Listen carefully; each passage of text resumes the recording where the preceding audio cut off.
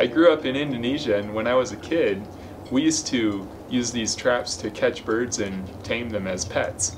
And so for Christmas this year, I taught my nephew how to make those.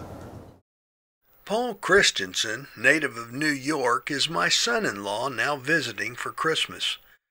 While here, he showed us an unusual way to trap birds, especially large Eurasian Collared Doves. I scatter waste grain in my backyard for trail camera photos, and in a few minutes, using string, soft wire, and monofilament fishing line, he readied a line of snares that could capture the feeding birds.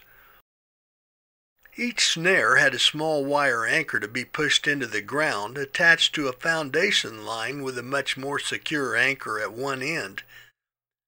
The main line was put into a shallow groove cut into the soil, and then carefully hidden with soil and grass.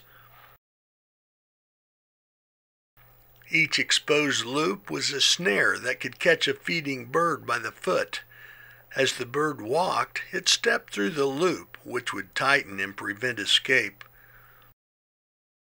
This method can't be used for any game birds, and it is illegal to catch and keep or use most other bird species, so be sure to consult regulations before attempting.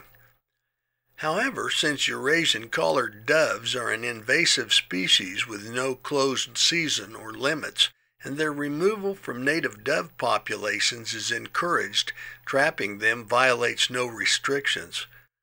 Paul demonstrated his trapping technique to show how birds are often caught and kept as pets in Indonesia.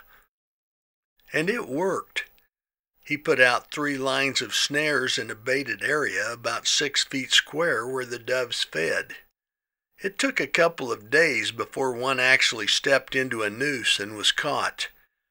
We kept an eye on the feeding area through a house window about every half hour, and finally a dove was caught. Paul and my grandson rushed out to secure the bird, which was uninjured but confined. To settle the dove, they covered it with a small blanket and then carefully removed the snare loop. The bird was admired close up, and this time simply turned loose, no worse for wear.